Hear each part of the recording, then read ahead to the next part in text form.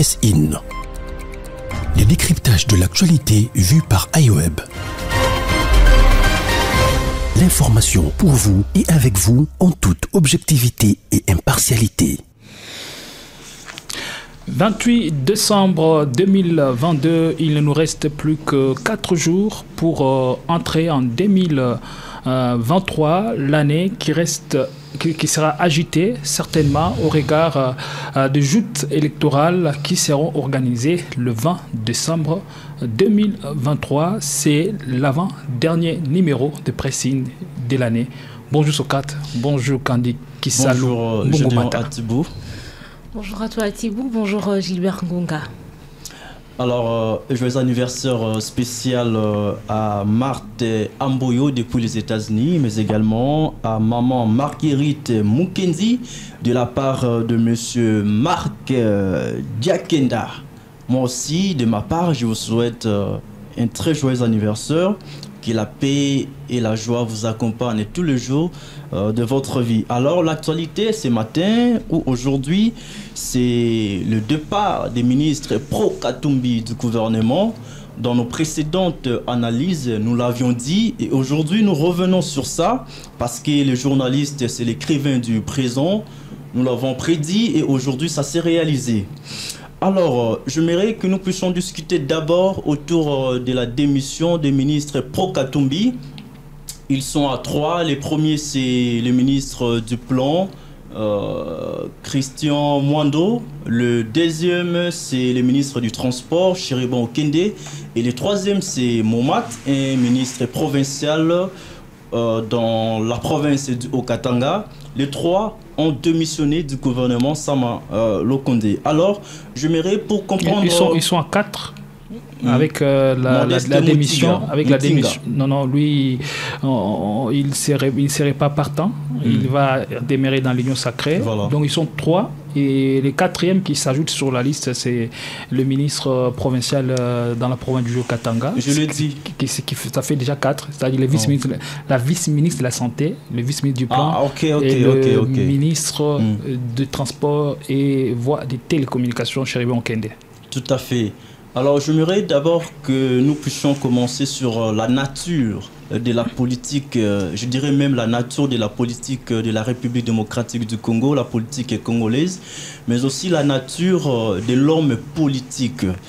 En politique, on dit les relations se font et se défendent selon les circonstances, et la politique n'est ni morale ni immorale, la politique est amorale, c'est-à-dire que la morale intervient quand les acteurs politiques la jugent pertinente. Ça, c'est selon la définition de qui?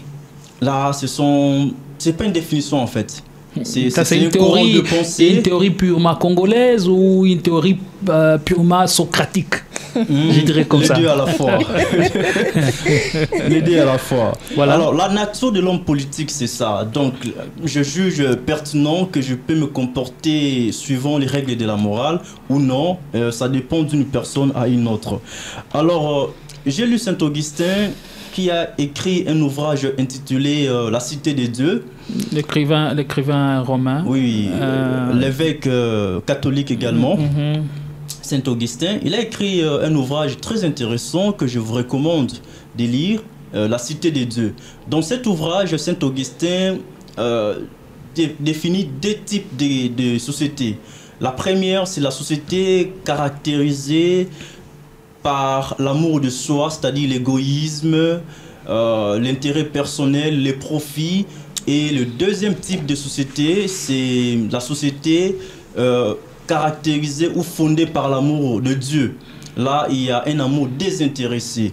Alors, je prends cet exemple pour fixer l'opinion ou nous fixer également sur le départ des ministres pro-Katumbi et pour ceux qui sont restés dans le gouvernement. C'est-à-dire, à mon avis, ceux qui sont restés dans le gouvernement de l'Union sacrée sont dans la société, n'est-ce pas, caractérisée par l'amour de soi, amour égoïste, amour des intérêts, amour profit en fait.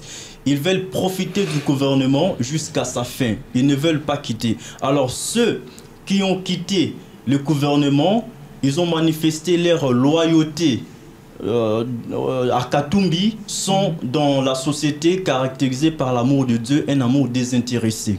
Là, c'est la nature de l'homme et la nature de la politique congolaise. Alors, il y a un autre auteur très important que nous connaissons, c'est Nicolas Machiavel. Vous lisez beaucoup, hein?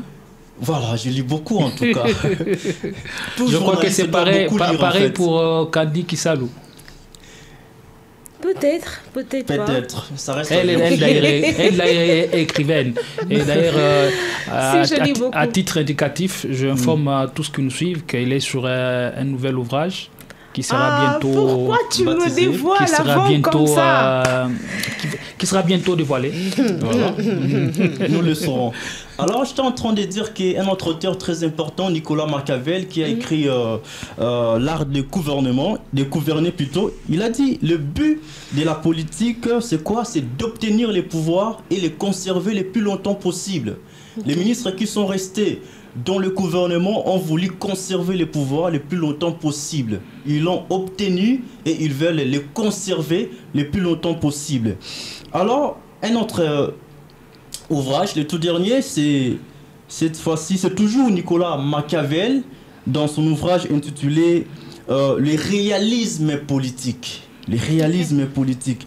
Dans cet ouvrage, Nicolas Machiavel dit le but de la politique, c'est la recherche d'un bien commun en respectant les principaux idéaux.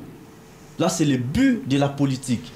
Donc, rechercher les biens communs tout en respectant les principes idéaux. Alors, parlons des principes idéaux. Je prends maintenant l'exemple de ministres pro-Katumbi qui ont démissionné du gouvernement. C'est-à-dire que ces ministres qui ont démissionné du gouvernement étaient dans ce gouvernement au nom de leur parti politique qui est Ensemble pour la République. Vous voyez, c'est Ensemble qui leur avait envoyé dans le gouvernement et le devoir de redevabilité oblige à ces ministres de quitter le gouvernement après les retraits de leur parti politique, de la famille politique de Tshisekedi. Donc, je trouve que les ministres pro-Katumbi qui ont quitté consciemment le gouvernement sont plutôt loyaux à leur parti politique, à Moïse Katumbi, parce qu'ils se reconnaissent que nous étions là au nom de notre parti politique. Aujourd'hui, notre parti politique n'est plus membre de l'Union Sacrée. Notre président et son parti politique ont quitté cette famille. Alors nous aussi, nous devons quitter,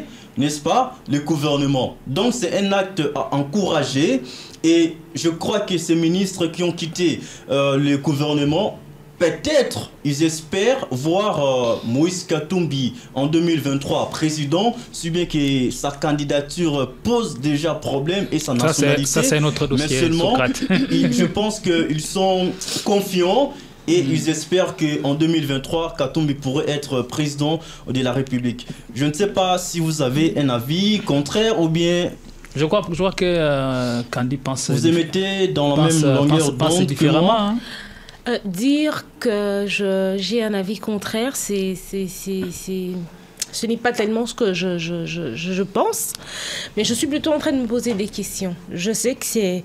Ils sont loyaux, si on peut dire ça comme ça, d'accord.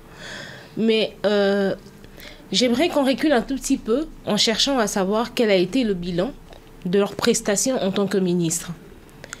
Est-ce que ça a été un bilan positif ou un bilan négatif? Si ça a été un bilan négatif, ça en vaut la peine qu'ils soient partis, parce qu'après, il pourrait toujours être remplacé par un quelconque autre, tout en espérant que celui-là, enfin, arrivera à faire quelque chose de ce ministère qu'eux, ils ont pu occuper. Mais si ça a été un bilan positif, s'ils étaient en train de faire quelque chose de bien qui pouvait, s'ils étaient en train d'apporter une pierre à l'édifice pour faire avancer le pays, faire avancer la situation sociale du pays qui est catastrophique, chaotique, pourquoi n'aurait-il pas attendu, par exemple, la fin du mandat pour essayer d'achever ce qu'ils avaient commencé? Et si jamais c'était nécessaire qu'ils partent au milieu, avant la fin de ce mandat, s'ils devaient démissionner, est-ce qu'ils ont laissé après eux des bons successeurs. Je voulais vous poser une question par rapport à vos explications. Qu'elle représente une goutte d'eau dans un océan par rapport à l'ampleur? Ben, rien. Et si le bilan de ces figures, de ces membres de l'ensemble pour la République a été laudatif, je crois que ce serait compliqué en ces moments qu'il soit tiré du lot, parce qu'il faisait partie d'un gouvernement dont le bilan est décrié actuellement par tout le monde, dont le bilan est décrié par l'opposition comme étant échec. Mais ce n'est pas non plus parce qu'il serait parti avant la fin du mandat que le bilan aura changé s'il était négatif. Ça n'aura rien changé. Ça n'aurait servi à rien, je pense. Entre la fidélité, entre valeurs politiques ou entre engagement aux idéaux et le mandat. En tout cas, ils ont choisi entre les deux. C'est quoi votre avis? Mais le poids disons que c'est vrai. Cette fidélité dont on parle, qu'on prône, c'est un point positif. Mais après, qu'en est-il de la population? Qu'en est-il du travail qu'ils ont abattu pour le pays? Qu'ils abandonnent comme ça, entre les mains de qui prend la relève après eux?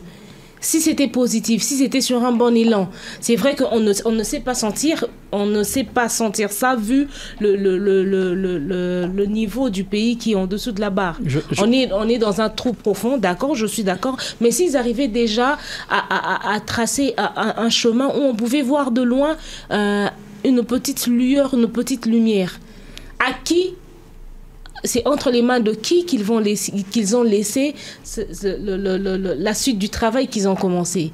Les députés révolutionnaires sont là, ils attendent d'être nommés dans le gouvernement. Oui, être révolutionnaire ne suffit pas, mais notre problème, c'est le résultat. Ce que les gens disent qu'ils vont faire et ce que les gens font, c'est complètement opposé. C'est là qu'on est en train de souffrir. Le peuple va Alors juger. moi, je me demande, c'est bien de partir.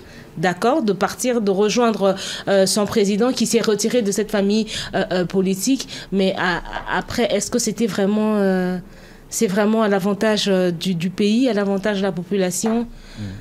À mon humble avis, je pense qu'on comprendra toute la quintessence lorsqu'on va aborder même la figure ou encore ce que représente ou ce que vaut exactement actuellement l'Union sacrée de la nation, parce qu'il faisait partie de cette plateforme créée par le chef de l'État au lendemain du divorce FCCH en vue de refonder l'action gouvernementale. Alors, ils ont rejoint, n'est-ce pas, cet appel. Ils ont répondu à l'appel du chef de l'État pour l'aider ou pour l'accompagner à faire redécoller les pays. Et je l'ai toujours dit, c'est entre Moïse Katumbi, Jean-Pierre Bemba Gombo ou encore le professeur Modeste Batilou-Kwebo qui avait besoin de l'autre. Je l'ai toujours dit et j'insiste et je persiste que c'est Félix Tshisekedi qui avait besoin de toutes ces figures, de tous ces leaders politiques RD congolais afin que ceux-ci viennent lui prêter main forte et pour essayer de colmater les brèches après les 2 ans de crise, ou 2 ans après pratiquement de crise entre FCCH. Et voilà où nous en sommes aujourd'hui. 4 ministres d'ensemble viennent de partir. Je crois que les tsunamis vont continuer à souffler et seulement quelques-uns qui vont essayer de rester, car c'est dans la nature du politique congolais. Lorsque vous avez part au gâteau, il est difficile de laisser abandonner tout le gâteau et partir parce que vous suivez la voie de la raison et non la voie de la raison, parce que vous suivez une certaine vision, une certaine idéologie. C'est ce qui a été fait par le ministre d'ensemble qui vient de claquer la porte du gouvernement d'Union sacrée. Et comme tu l'as dit, moi j'encourage, il s'agit d'un acte de loyauté. Et alors qu'on s'y attendait le moins, la nature politique, là où la nature politicienne veut que lorsqu'on est aux affaires, qu'on arrive à abandonner difficilement le poste après que votre leader politique vous rappelle la démission, par exemple. On a connu cette scène avec plusieurs partis politiques, UDPS, UNC, MLC. C'est beaucoup d'histoires. Là, il faudra rentrer dans l'histoire pour comprendre tout ceci. Déjà, moi, je me dis c'est un clap de fin pour le membre Pro Katumbi au sein du gouvernement Sama 1, qui viennent de partir librement, en âme et conscience. Ils ont décidé de partir et de laisser l'Union sacrée évoluer comme elle a toujours évolué. Il y aura certainement des remplaçants qui vont venir, les successeurs qui vont venir justement, à eux maintenant de passer la barre haut et de travailler selon la vision du chef de l'État. Parce que dans l'Union sacrée, on vous dit, tout le monde était là, tout le monde suivait la vision du chef de l'État dans l'Union sacrée. L'Union sacrée, c'est quoi? L'Union sacrée, c'est la vision du chef de l'État. La vision du chef de l'État, c'est quoi? On vous dit, c'est l'Union sacrée. C'était ça au moins le petit imbroglio auquel on assistait tout le temps.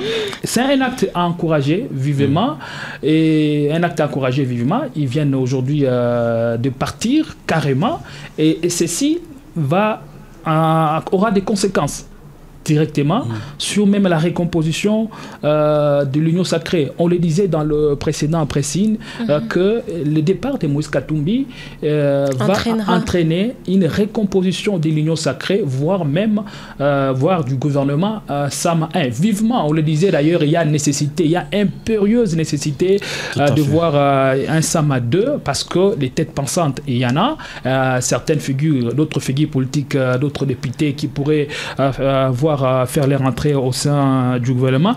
Ils viennent de partir et ils ont tiré les conséquences de la décision prise par leur leader des files, Moïse Katumbi Chapoué. La question de savoir, ils auraient dû partir tôt ou après, je crois que c'est pas ça vraiment les débats. Ils viennent de le faire, ils ont attendu la réaction. Vaut mieux tard que jamais. Ils viennent de le faire, ils n'ont pas attendu la fin. Déjà, je voulais ramasser quelque chose qui a été dit par Socrate. Il a évoqué un auteur important, l'auteur romain, Saint Augustin, dans son œuvre Civitas Dei, la cité des dieux, justement, en français. Dans cette cité des dieux, l'écrivain romain est en train d'établir des types de sociétés. On nous parle d'une société ou bien d'une catégorie de gens qui sont tournés sur elles-mêmes, et l'autre catégorie de gens, la catégorie des gens qui sont tournés sur eux-mêmes, et l'autre catégorie des gens qui sont tournés vers l'amour des autres, l'amour désintéressé. Et il a encouragé l'acte de loyauté approuvé par le ministre d'Ensemble, en disant que voilà, certes, ils viennent de partir maintenant, il y a d'autres qui vont rester. Ils n'ont pas entendu la fin du mandat du chef de l'État ou bien la fin de leur mandat pour partir, ils viennent de le faire maintenant. Je trouve une sorte de contradiction. Quand on sait que dans le précédent numéro de Press-In, lui-même était en train de critiquer le départ de Moïse Katumbi. Pourquoi Moïse Katumbi le fait maintenant? Il part maintenant. Moïse Katumbi, voilà, il est fidèle. On a beaucoup parlé, on a beaucoup tourné autour du cas Moïse Katumbi. Eh bien, si cela est valable pour le ministre d'Ensemble qui ont fait preuve d'un acte de loyauté, ils viennent de partir maintenant, ils n'ont pas entendu la fin du mandat pour le faire, parce qu'ils aiment rester fidèles à leurs engagements, et ils viennent de le faire maintenant. Si cela est valable pour le ministre d'Ensemble, je crois que ceci l'est aussi pour Moïse Katumbi, qui n'a pas voulu rester ou bien continuer à rester dans une union sacrée, et hypocrite, où, n'est-ce pas, tout le coup était permis, et où, en tout cas, on ne travaillait pas en toute sincérité et en toute honnêteté. Et je crois que ce serait peut être aussi valable. Moi, je pense que le contexte est différent.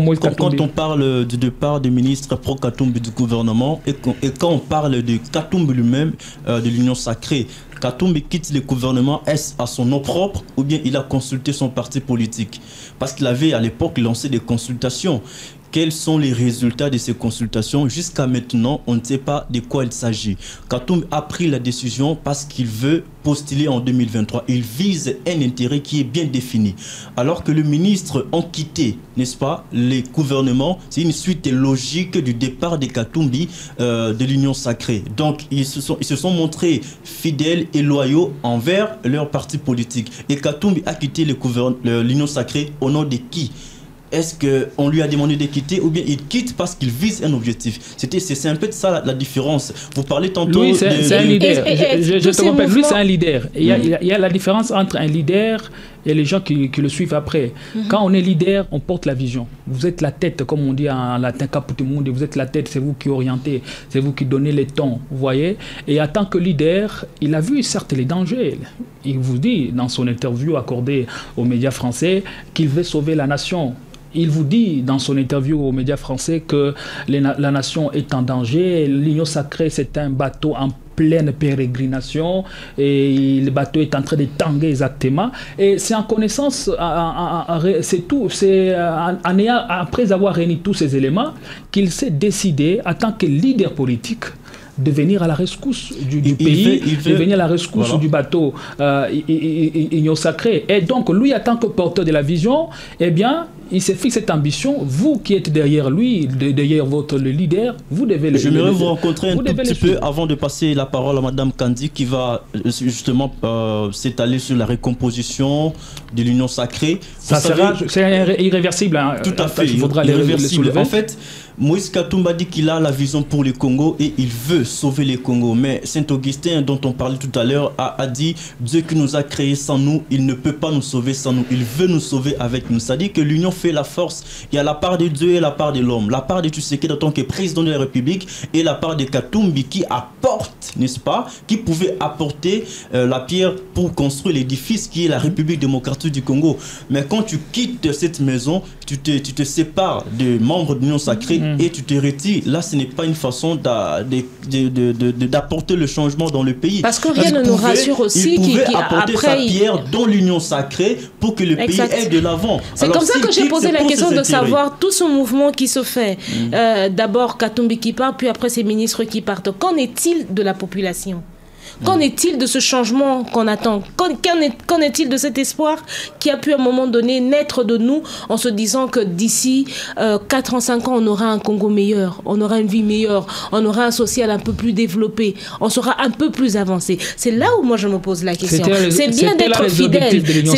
C'est bien d'être fidèle. C'est bien d'être loyal. Mais après, qu'en est-il de nous? On a comme l'impression que les ministres et leurs présidents et leurs partis ne sont en train de voir que eux ne sont en train de tenir compte que de leur position, de leur situation, de ce qu'ils seront demain et non de ce que subit la population quand les gens sont en train de démissionner au beau milieu comme ça.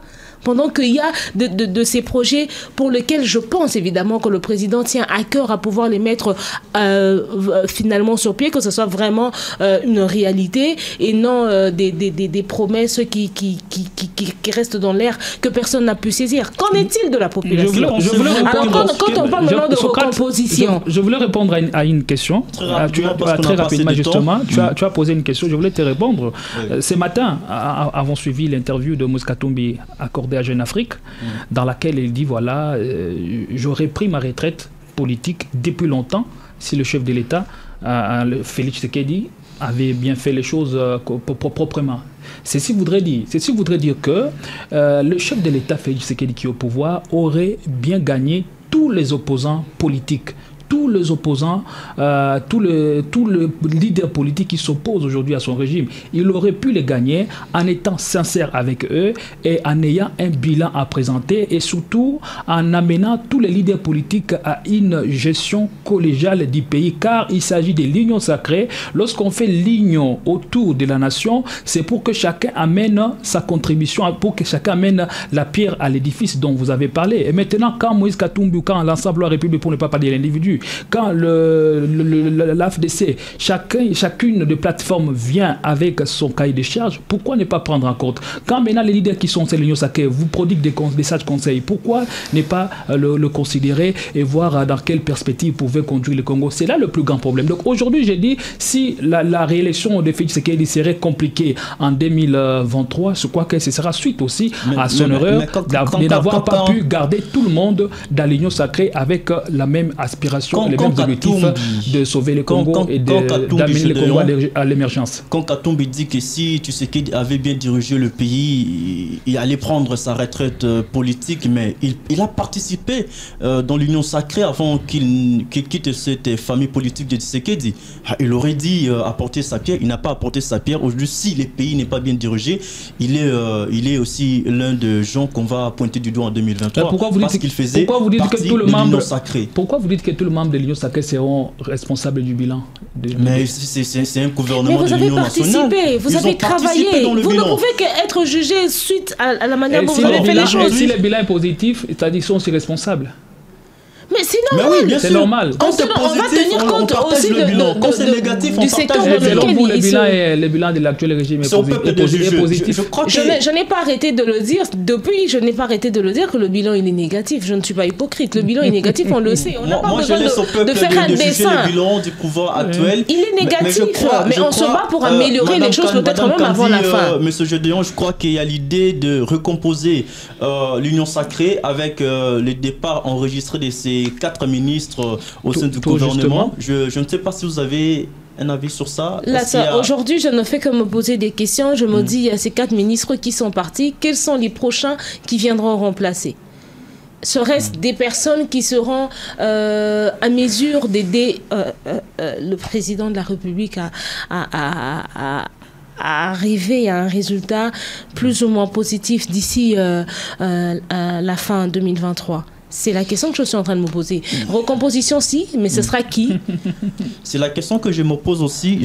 Ce ne sera pas des personnes qui vont aussi démissionner peut-être avant une année. Il n'y a pas de tête à couper, il y a que de tête à changer. Vous voyez?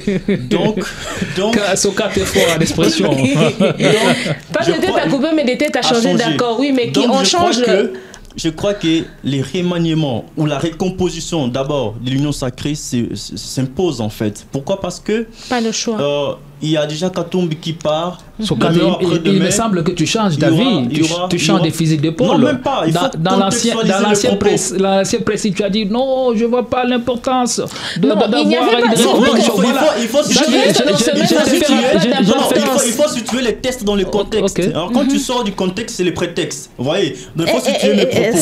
Moi, je pense qu'il y a vraiment la nécessité de recomposer l'Union sacrée. Vous avez rejoué ma reposition. Non, la nécessité ne veut pas dire... parti, donc il y a nécessité de recomposer l'Union sacrée. Mais la question, justement, c'est ce qui renforce le besoin de remanier et de reconstituer. Moi, je me demande avec qui Tshisekedi va composer. Parce que Bemba est toujours dans l'Union sacrée, mais demain après-demain, il peut quitter. Vital Kamerhe nourrit les ambitions présidentielles, voilà. Il y a Katumbi qui est déjà parti. Il y a qui d'autre? Les Modeste Bahati, les Christophe Mbosso, demain après-demain ils partiront. Donc aujourd'hui il n'y a pas de poids lourd avec qui Tshisekedi peut composer. Donc même s'il y a nécessité de recomposer l'Union sacrée, mais la question que je me pose c'est de savoir avec qui Tshisekedi va composer. Avec qui? Moi j'ai la réponse. Vas-y. C'est ma réponse. Je ne sais pas si ce sera l'avis de tout le monde ou l'avis des dirigeants du pays.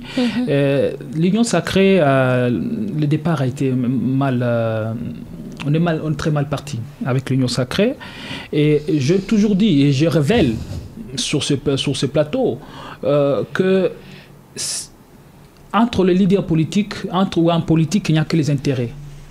Vous voyez, il n'y a pas parce que c'est pas parce que vous êtes beau que voilà on viendra vers vous. Il n'y a que les intérêts. Et je suis en train de regarder, j'analyse les cartes qui sont sur la table et comment elles seront redistribuées. C'est en fonction de cela que j'arrive à me prononcer. Et donc en 2020 quand Tshisekedi a eu l'ingénieuse idée de créer l'Union sacrée, c'était pour, je n'est-ce pas, tout simplement avoir la majorité au Parlement. C'était ça le leitmotiv. Quand il a fait appel à Moïse Katumbi, à Bemba et à Modeste Bahati, c'est compte tenu à leur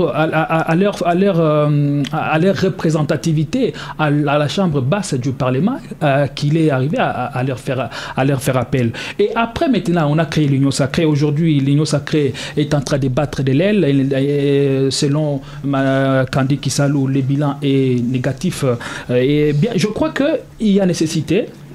Et vous avez parlé, il y a nécessité de recomposer l'Union sacrée, mais moi j'irai plus loin en disant que je ne vois pas cette nécessité, parce qu'aujourd'hui, au regard de tout ce qui se passe dans l'Union sacrée, je le répète encore, il y a une sorte d'hypocrisie. Il y a une sorte d'hypocrisie. Et donc aujourd'hui, ce qu'il dit, en tant que chef de l'État, il ne croit plus à l'Union sacrée. Parce qu'il connaît la nature de l'homme du politique congolais. En tant que chef de l'État, il ne croit plus même à l'UDPS. Ça, c'est une révélation que je suis en train de faire. Et donc, moi, je proposerais, à la place de Tshisekedi, je vais créer, mettre fin à l'Union sacrée et la remplacer s'appuyer sur les 11 conseillers, par exemple, par une autre forme, par une autre structure. Remplacer l'Union sacrée par une autre structure qui ne sera composée que des technocrates qui vont faire quelque chose pour l'impulsion du pays et amener s'appuyer par exemple sur les 11 conseillers qu'il a eu à nommer dernièrement. Aux élections de 2023. J'étais en train de dire ça, que pour moi, ça ne servait pas qu'on puisse remanier ou qu'on puisse reconstituer, mais plutôt qu'il s'appuie sur les 11 conseillers. Bon, voilà, on est fort en dénom ici au Congo. Malheureusement, on n'a pas assez de temps, sinon on allait aborder l'actualité du réseau d'espions rwandais démantelé à Kinshasa par les services de sécurité. Mais je crois que demain, nous allons un gouvernement des technocrates. Il faut supprimer l'Union sacrée. Voilà, il faut supprimer l'Union sacrée. Peut-être s'appuyer sur les 11 conseillers qu'il a nommés. Peut-être, on se pose des questions. Demain, on va revenir sur les sujets annoncés tout à l'heure. Donc, les réseaux d'espions rwandais démantelés à Kinshasa par les services de sécurité. Aujourd'hui, on n'a pas assez de temps. On va y revenir sur ça demain, à long et à large. Je vous dis merci. Et merci. On se voit demain. Merci à Thibaut, à demain. Presse In. Le décryptage de l'actualité vu par iWeb. L'information pour vous et avec vous en toute objectivité et impartialité.